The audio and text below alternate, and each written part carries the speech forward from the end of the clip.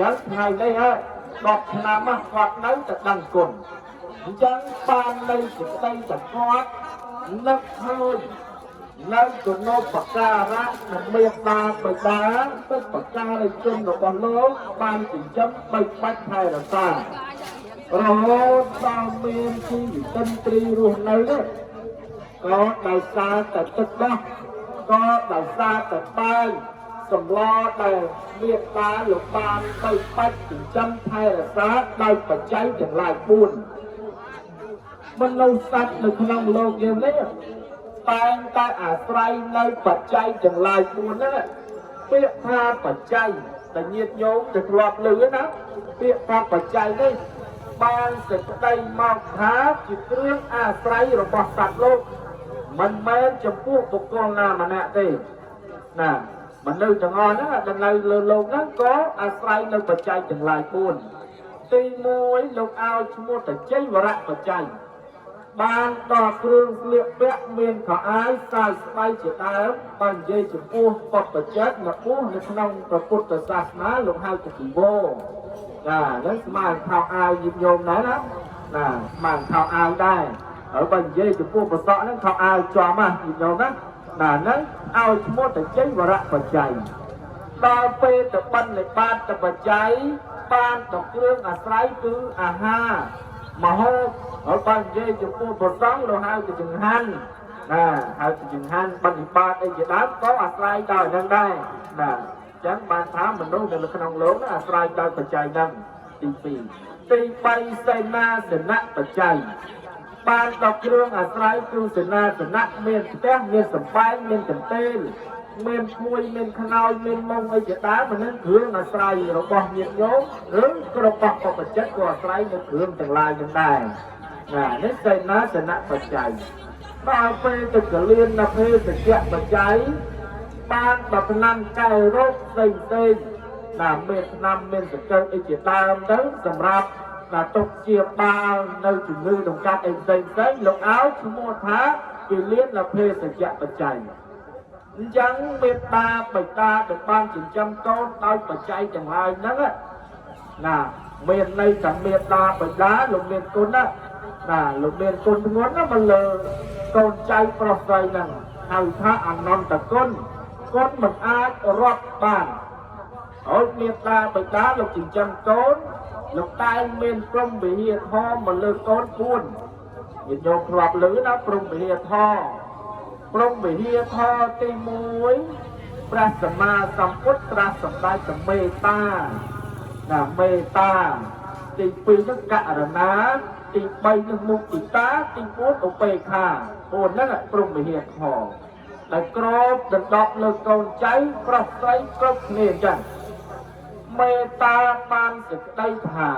មេត្តាបិតាតែងស្រឡាញ់កូនជានិច្ចតែងតែស្រឡាញ់កូនដល់ពេលករណាមេត្តាបិតានឹងលោកមានសេចក្តីអាណិតអាសូរចំពោះកូនមុទិតានឹងមានចិត្តតូចទន់ទៅកូនជានិច្ចឧបេក្ខាមានចិត្តជាកណ្ដាលមិនមែនតែបានន័យតែកូនណាច្រើនមានគុណធានច្រើនគាត់ស្រឡាញ់កូននឹងទេ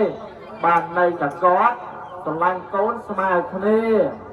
ហៅថាអព្យាក្រឹតបានន័យតែការស្រឡាញ់ស្មើគ្នាអត់អត់កូនណាស្រឡាញ់កូនណានេះគឺគាត់ស្រឡាញ់ស្មើគ្នាចឹងកូនចៅប្រុសស្រីហ្នឹងនេះព្រមវិហារធម៌របស់មេត្តារបស់បិតាទៅលោកបានគ្រប់ដណ្ដប់នៅលើកូនចៅប្រុសស្រីគ្រប់គ្នាអញ្ចឹងហើយបើកូនណាបានតាំងគុណបានប្រតិបត្តិចំពោះមេត្តាចំពោះបិតាលោកឲ្យឈ្មោះថាអតិចិត្តបុត្របាននៅតែបុត្រប្រសើរណាបុត្រកំពុងពោះអ្នកចេះដឹងអ្នកដឹងនៅគុណរបស់មេត្តាបិតាមកលើកូនចៅគ្រប់គ្នាឈ្មោះថាបុគ្គលកតញ្ញូបុគ្គលអ្នកដឹងគុណដល់ពេលទៅមួយទៀតកតវេទីជាភាសាបាលីបែរមកតអ្នកទួតបហើយញាតិញោមជាកូនចៅប្រុសស្រីនេះញាតិញោមត្រូវតែតបគុណមេត្តាបិតានឹងដោយស្ថាន2យ៉ាងតបដោយ2យ៉ាងទី1ញាតិញោមជាម្ចាស់ដើមទានតបនៅពេលដែលគាត់មានជីវិតរស់នៅនឹងយ៉ាងម៉េច គាត់កំពុងតែមានជីវិតិនត្រីរស់នៅបច្ចុប្បន្នហ្នឹងញាតិញោមត្រូវតែចាំគាត់វិញណាគាត់មានជីវិតិនត្រីរស់នៅចាំគាត់ដោយបច្ច័យទាំងឡាយ4ព្រោះបច្ច័យនឹងឯងជាគ្រឿងអាស្រ័យរបស់សត្វលោកណាដូចមានខោអាវស្លៀកពាក់អាហារបរិបាតមានទីដីទីអង្គុយជាដើមមានស្នាមកែរោគជាដើមយើងចាំគាត់ដោយសន្តាននឹងវិញដល់ពីព្រោះគាត់ចាំយើងដោយបច្ច័យទាំងឡាយ4កូនចៅប្រុសស្រីក៏ចាំគាត់ដោយបច្ច័យទាំងឡាយ4នឹងឈ្មោះថាតបនៅពេលដែលគាត់មានជីវិតរស់នៅដល់ពេលទៅមួយទៀតតបនៅពេលដែលគាត់ធ្វើមរណកាលទៅកូនចៅត្រូវធ្វើម៉េចធ្វើបន់អតិថិសោជូនចំពោះគាត់ណាធ្វើបន់ជូនចំពោះគាត់មានបន់ចាក់ទៅបាននៅប្រទានដែលគាត់កំពុងតែប្រព្រឹត្តធ្វើនៅក្នុងពេលវេលានេះដើម្បីជាការអតិថិសោជូនចំពោះបុព្វការីជន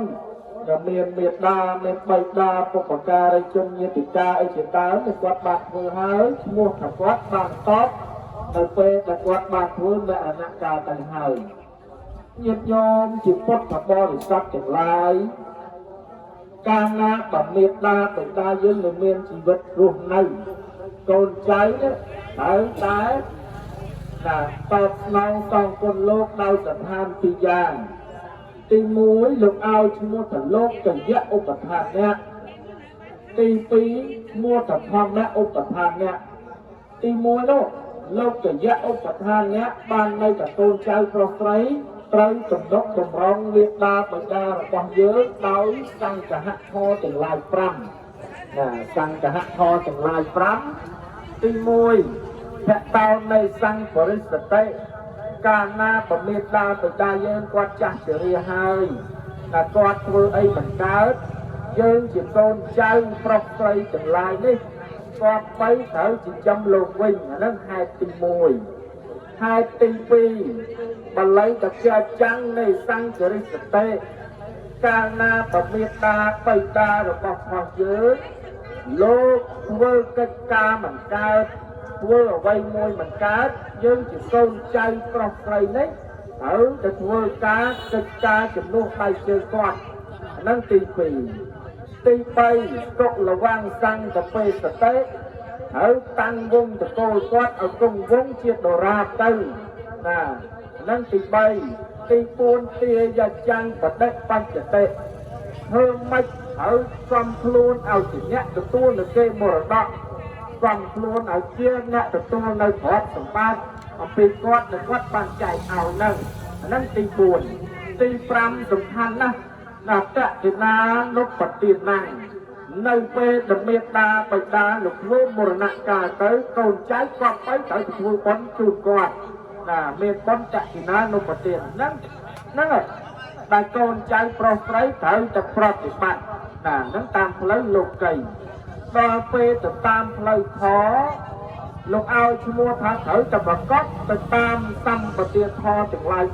4ណាប្រកបដោយសម្បទាធម៌ទាំងឡាយ4នោះយ៉ាងម៉េចថាទី1ណាកាលណាបមេត្តារបស់យើងណាលោកមិនតាន់មានសទ្ធាណាមិនតាន់ពោពេញដោយសទ្ធាទេយើងជាកូនចៅប្រុសស្រីហើយតែដឹកនាំគាត់ឲ្យមានសទ្ធាពោលទៅការជឿណាហ្នឹងយកលោកឲ្យឈ្មោះថាណាសទ្ធាសម្បទាណាទី1ទី2សីលសម្បទាកាលណាបើគាត់មិនតាន់បរិបូរណ៍ដោយសិលណាកូនចៅនោះត្រូវដឹកនាំគាត់ឲ្យបរិបូរណ៍ដោយសិលពោលទៅការសមាធិសិលហ្នឹងណាចូលសមាធិសិលហ្នឹងទី2ទី3ចាកសម្បទាកាលណាបើមេត្តាបិតារបស់ផងយើងមិនតាន់ចេះបរិច្ចាគហ៊ុនធានមិនតាន់ចេះបរិច្ចាគនៅទ្រព្យសម្បត្តិឲ្យទៅជាទាន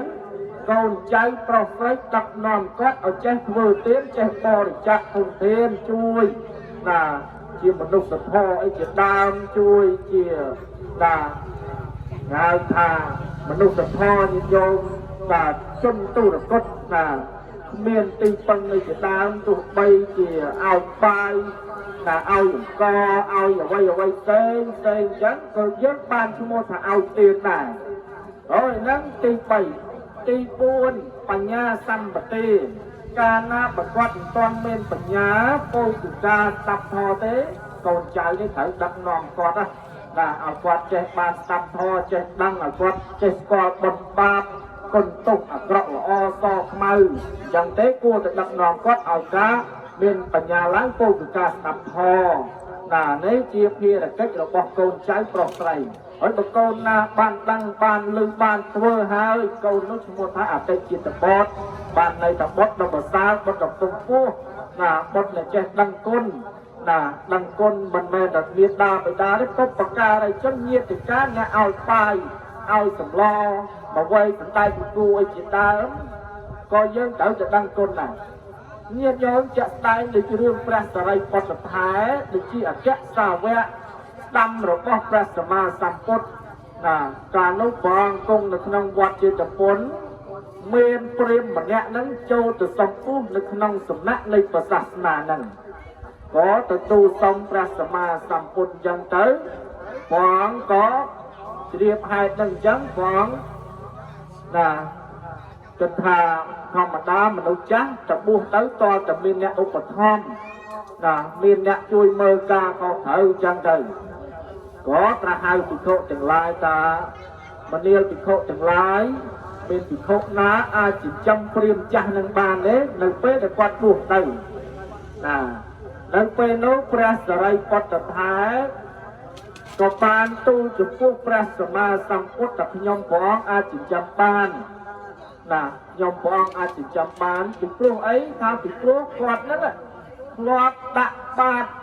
ឲ្យខ្ញុំព្រះអង្គនឹងមួយវេកឲ្យដាក់បាតឲ្យខ្ញុំព្រះអង្គនឹងមួយវេកអញ្ចឹងខ្ញុំព្រះអង្គនឹងចិញ្ចឹមគាត់វិញដល់ពេលអញ្ចឹងព្រះសម្មាសម្ពុទ្ធបរមគ្រូនៃយើងព្រះអង្គឲ្យព្រះសរិពុទ្ធថែហ្នឹងបំពុះរាថាព្រាហ្មណ៍ហ្នឹងហើយពោះហើយត្រូវតែបង្ហាត់បង្រៀនផងឲ្យគាត់បានសម្រេចអ្នកផលផងមិនយូរប៉ុន្មានញាតិញោមជាពុទ្ធបរិស័ទរាថាព្រាហ្មណ៍ហ្នឹងក៏បានសម្រេចអ្នកផលភិក្ខុទាំងឡាយលោកពោលសរសើរនៅព្រះសរិពុទ្ធថែថាជាបុគ្គលកតញ្ញូជាបុគ្គលអ្នកដឹងគុណសំបីតែរាថាព្រាហ្មណ៍ឲ្យបាយតែមួយវេកព្រះសរិពុទ្ធថែយករាថាព្រាហ្មណ៍ហ្នឹងមកចិញ្ចឹមពុះឲ្យបានសម្រេចនៅអ្នកផលនេះជាអានិសង្សអានិសង្សដូច្នេះព្រះសម្មាសម្ពុទ្ធព្រះអង្គក៏ត្រាស់សម្ដែងថាតថាគតបានត្រាស់ដឹងនៅធម៌ទាំងឡាយក៏ដោយសារតែកតញ្ញូកតវេទីនឹងដែរដោយសារកតញ្ញូកតវេទីនឹងដែរញាតិញោមការព្រះសម្មាសម្ពុទ្ធព្រះអង្គនៅជាពពោធិសត្វសន្សំបារមី